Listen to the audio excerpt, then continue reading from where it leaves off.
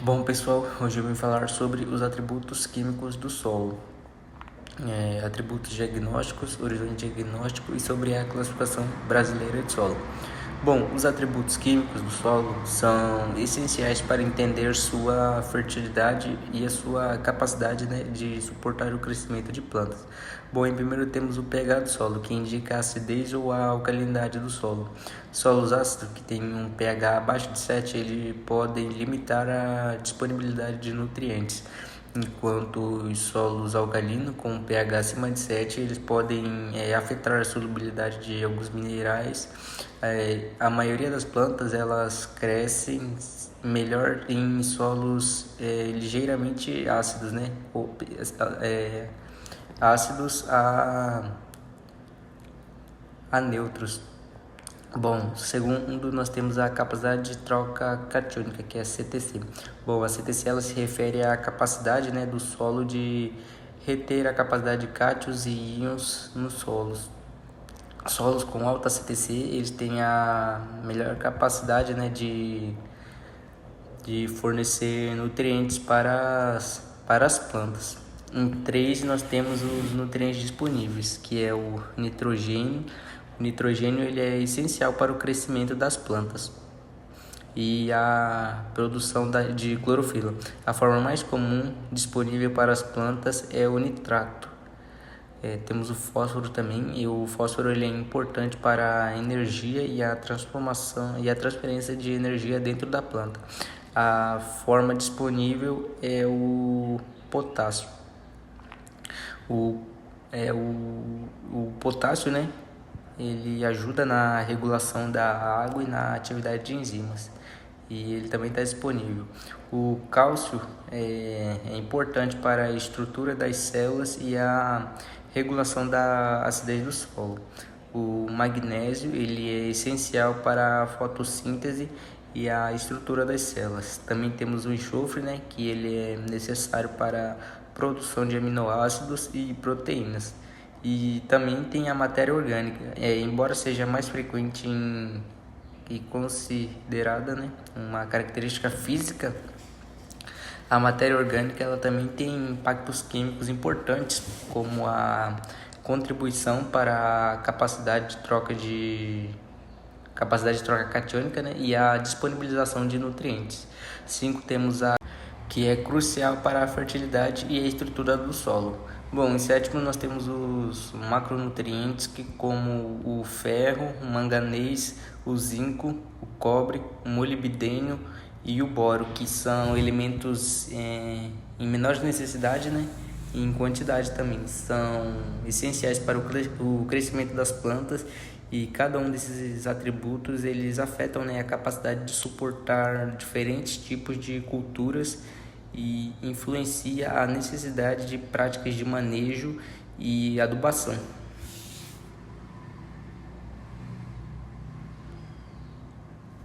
Agora falando sobre os atributos diagnósticos do solo. Bom, eles são características, que ajudam a identificar e classificar diferentes tipos de solo.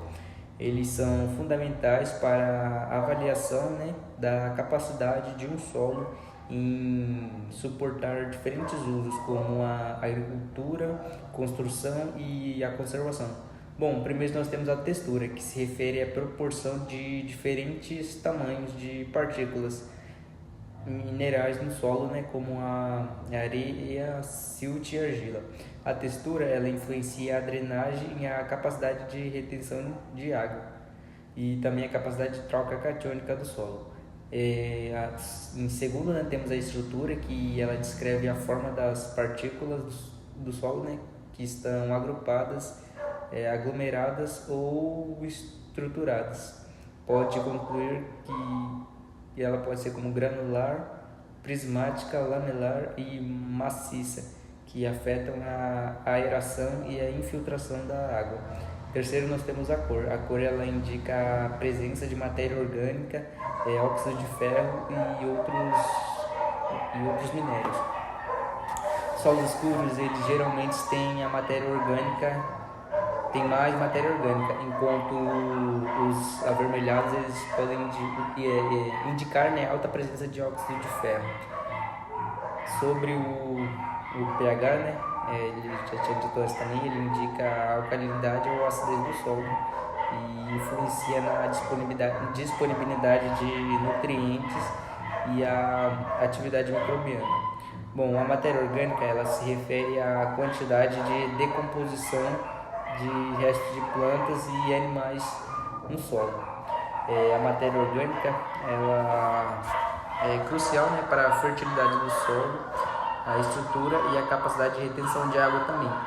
Bom, a capacidade de troca catiônica, a CTC, ela mede a capacidade do solo de reter, né, a troca iônica de nutrientes que são essenciais para as plantas.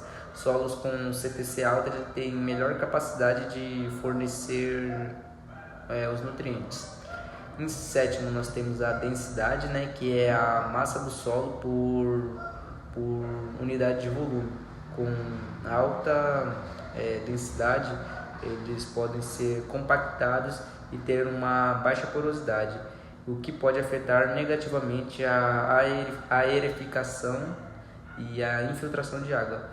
Em 8, nós temos a porosidade. A porosidade se refere à quantidade de solo que é preenchida por espaços vazios.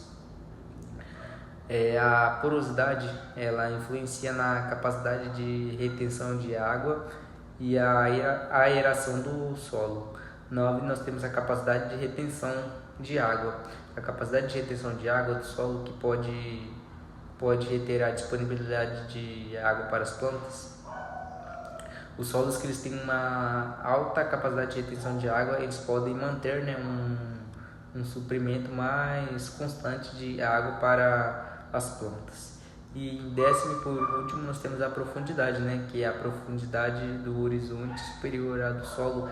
Ela afeta o volume disponível para as raízes das plantas que têm capacidade de armazenar água. Bom, agora falando sobre os horizontes diagnósticos do solo, né? Eles são camadas distintas dentro do perfil do solo que têm características específicas e consistentes. Eles são usados para classificar e entender melhor os tipos de solo, né, e as suas propriedades. O horizonte O, ou horizonte orgânico, a sua descrição é como uma camada rica, né, de matéria orgânica em decomposição, como folhas, galhos e outros restos de plantas. A sua característica é geralmente ser escuro, né, devido ao alto conteúdo de matéria orgânica, e pode estar presente em solos de florestas e pântanos. Bom, o horizonte A, o horizonte superficial do solo, é descrito como uma camada superficial, né, do solo, rica em matéria orgânica misturada com minerais. Suas características são que ele pode ser mais claro, né, que o horizonte O, mas ainda ele tem uma quantidade, né, significativa de matéria orgânica. Ele é crucial, né, para a fertilidade do solo e o crescimento das plantas. Bom, sobre o horizonte E, o horizonte eluvial, ele é descrito como a camada onde ocorrem, né, os processos de iluviamento, onde minerais e matérias orgânicas são removidos. Suas características são geralmente, né, ser mais claro e podem também ser encontrado abaixo do horizonte A. Ele é caracterizado também por uma menor concentração de argila, de ferro e também de outros minerais em decomposição com as camadas de cima. Bom, o horizonte B, iluvial, ele é descrito como uma camada onde ocorre a acumulação de minerais e compostos que foram lixiviados, movidos para baixo das camadas superiores.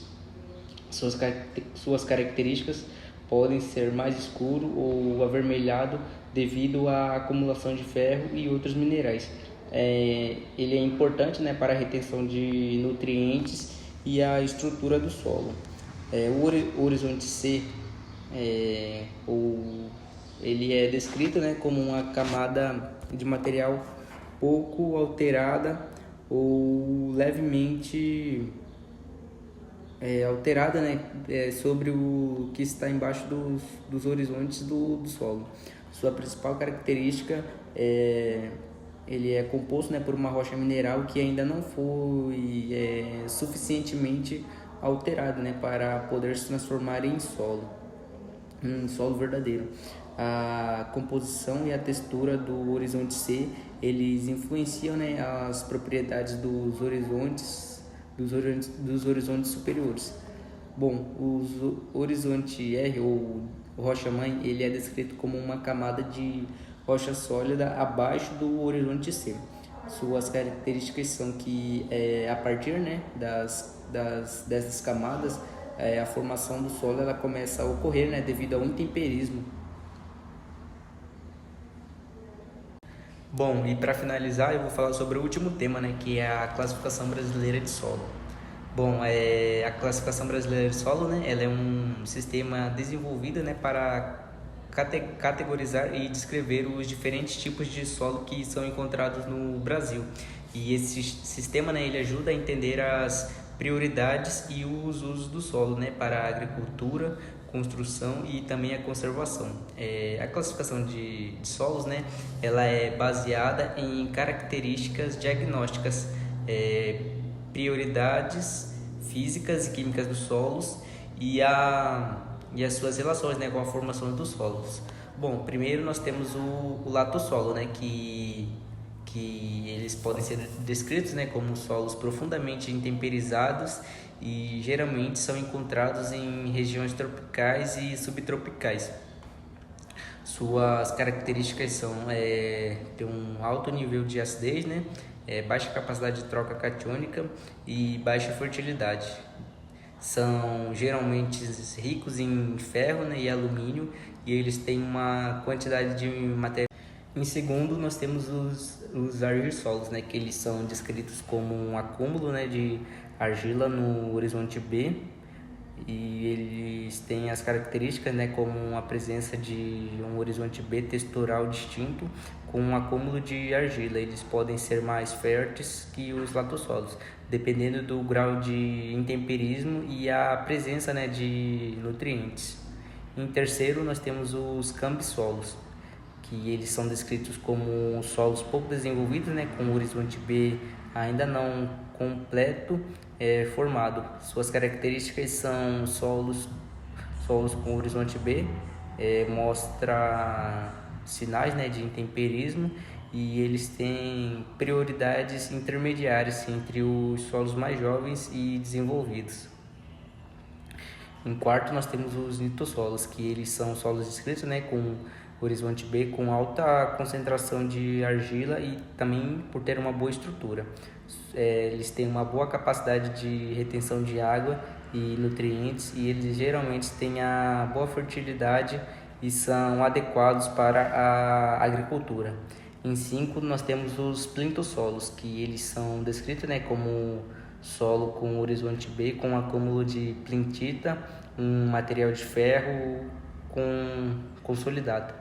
E eles podem ter uma baixa fertilidade natural, né, devido à presença, né, de plintita, que reduz a capacidade de retenção de água e nutrientes. Bom, em sexto nós temos os gleisolos, né, que eles são descritos como solo que são saturados com água por longos períodos. Eles têm as características comumente, né, de ser encontrado em áreas alagadas e de baixa drenagem. Eles tendem a ter, né, a quantidade menor de matéria orgânica e características redomórficas, né, como manchas de ferro. Em sétimo, nós temos os vertissolos, né, que eles são descritos com alta proporção, né, de argila e que causam uma expansão e também contração. Eles tendem a apresentar fissuras com alta capacidade de retenção de água, mas podem ser problemáticos, né, para a construção devido ao seu comportamento, né, de expansão. Bom, em 8 nós temos os espodossolos, né, que eles são descritos como solos com um horizonte B eluviado, né, e o horizonte B enriquecido em matéria orgânica. E eles têm características, né, de ser encontrado em regiões de clima temperado ou subtropical úmido. Eles apresentam uma camada, né, de eluviamento, que é o horizonte E, né, e uma camada acumulada, né, de matéria orgânicas e minerais no horizonte B. No 9 nós temos os planos solos, né, que são descritos como solos com horizonte B que são de textura argilosa e eles têm características de drenagem pobre. Suas características, né, no geralzão, eles tendem a ser planos e com baixa fertilidade, com problemas de drenagem. Em 10º nós temos os arenossolos, né, que eles são descritos como alta proporção de areia, baixa capacidade de retenção de água e nutrientes. Eles têm características, né, de ter uma boa drenagem, mas com uma baixa fertilidade natural e requer práticas, né, de manejo especializados para a agricultura. Em 11 nós temos os solos salinos e sódicos, que eles podem ser descritos, né, como solos com alta concentração de sais ou sódio. Bom, suas características, né, são problemas na salinidade ou sossodicidade, né, que podem afetar negativamente o crescimento das plantas e a estrutura do solo. Em 12 nós temos os organossolos, né, que eles são descritos, né, como solos com alta quantidade de matéria orgânica, como turfas e outros materiais orgânicos. Suas características geralmente é que eles são encontrados em áreas úmidas ou de pântano e com alta capacidade, né, de retenção de água e também de nutrientes. E esse foi o vídeo. Até a próxima.